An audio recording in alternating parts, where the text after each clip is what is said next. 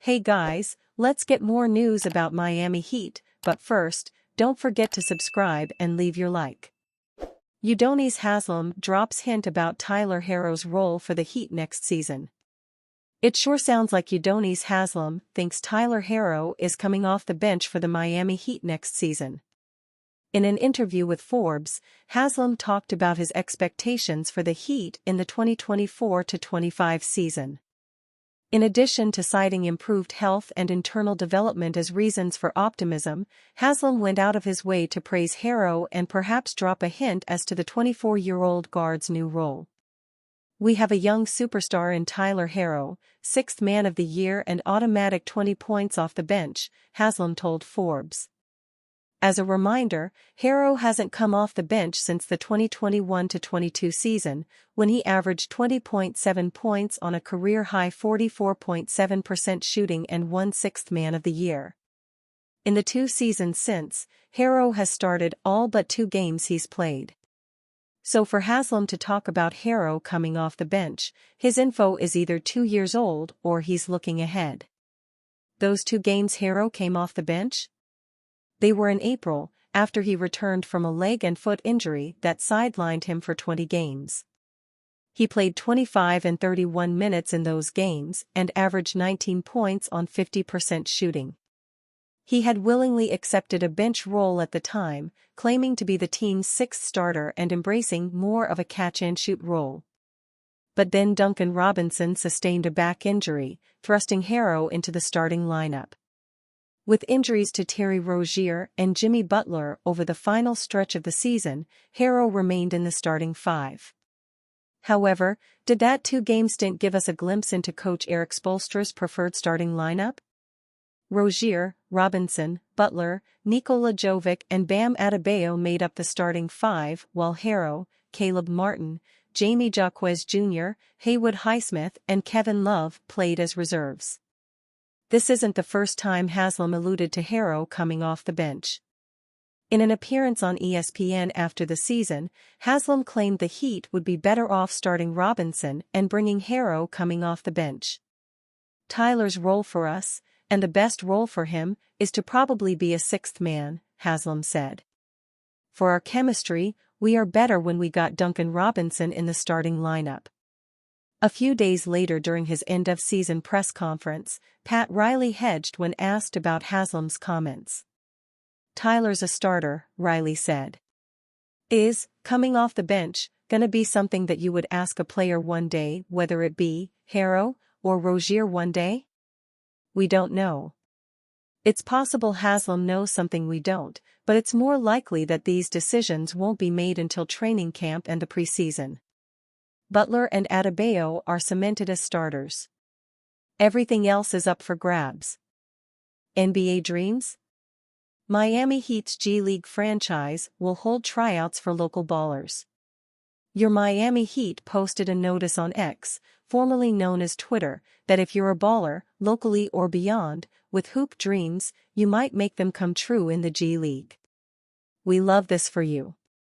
The Sioux Falls Skyforce, the Heat's G League affiliate, has scheduled an open tryout for next Saturday, September 29, at the Casilla Center in downtown Miami. If you're thinking about taking your game to the next level, this might be your moment. The tryout offers a chance for local talent, and anyone willing to make the trip, to showcase their skills in front of Skyforce coaches and personnel from the Miami Heat organization. Those who impress might find themselves on the 2024-25 Skyforce roster, playing your home games at the Sanford Pentagon in scenic, and, come wintertime, extremely chilly, Sioux Falls, South Dakota, and hitting the road for exotic destinations like Stockton, California, and Harlingen, Texas. Also Mexico City.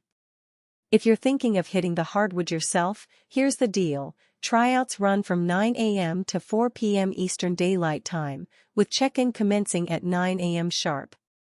But don't sleep on the deadline to register, that window closes Friday, September 28. And be prepared to fork over a non-refundable pre-registration fee of $200. Before you commit to making your pro hoops dream come true, check the NBA G League eligibility requirements and complete all the required forms, registration, release, and a physician's health information authorization. If this winds up being your first step toward a professional basketball career, you'd be following in the large footsteps of players like Gabe Vincent and Duncan Robinson, both of whom played for the Skyforce before hitting the NBA big time. Miami Heat legend Udonis Haslem retired from the NBA in 2023, but his impact on South Florida is far from finished. While Haslem remains involved in the sports world as the Heat's vice president of basketball development, he is also serving surrounding communities. Haslem recently partnered with Wells Fargo, the Bank of Doing, to aid families across South Florida. He shared with Miami Heat on SI's Anthony Pasiala the importance of teaming up for this initiative. It's important because the needs of the people change, the community changes, and if you're not on the ground, if you're not connected to the people, you don't really understand the struggles they're going through every day, Haslem shared. So I'm a person that I don't need to read the paper, or see it on the news. I'm connected to the community. The large majority of Haslem's basketball career took place in Miami, so it is surely an honor to assist those around him. He won 2 high school state championships at Miami Senior High School, spent 4 years at University of Florida, and won 3 titles with the Heat.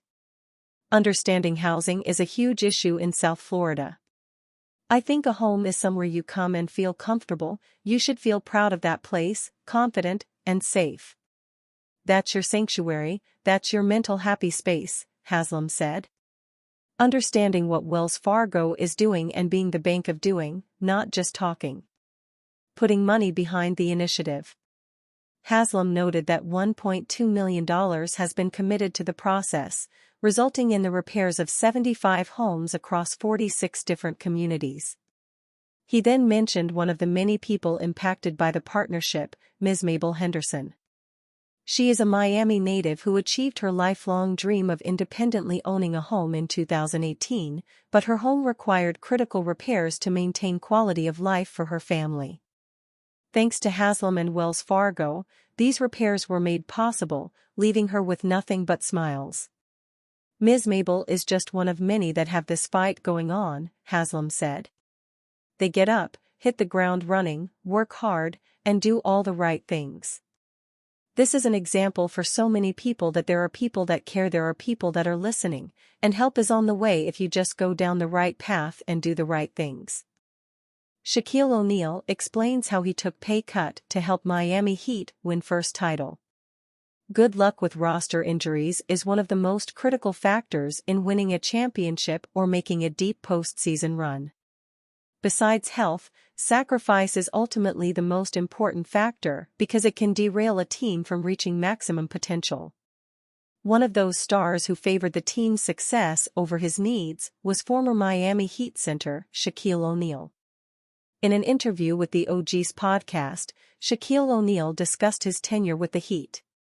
His first display of sacrifice for the organization's success was immediately handing the team to a young Dwayne Wade. O'Neal told Udonis Haslem and Mike Miller, "First thing I did when I came to Miami, I said, look, you heard a lot of expletive about me. That ain't gonna happen with me and you. This is your expletive. I'm going to help you. I am going to guide you. I don't want them to cause a Shaq and D Wade because this is your expletive already. I came here because of you. I need someone like you to help me get one more." So me and him never had a problem. O'Neal made his second sacrifice while negotiating his contract. He took less so Haslem could get more money and the Heat could sign James Poses and Gary Payton. O'Neal stated, "Pat Riley came in and said, Shaq, I love you. I can give you the whole $120 million, and we can have nobody, or I can give you $100 million. Get UD some more money. I can bring in Posey. I can bring in GP, and I can bring in all them guys." He went on to say, "You know what? I need to win. And you fan? What do you think of the situation of Shaquille O'Neal?" Leave your opinion in the comments.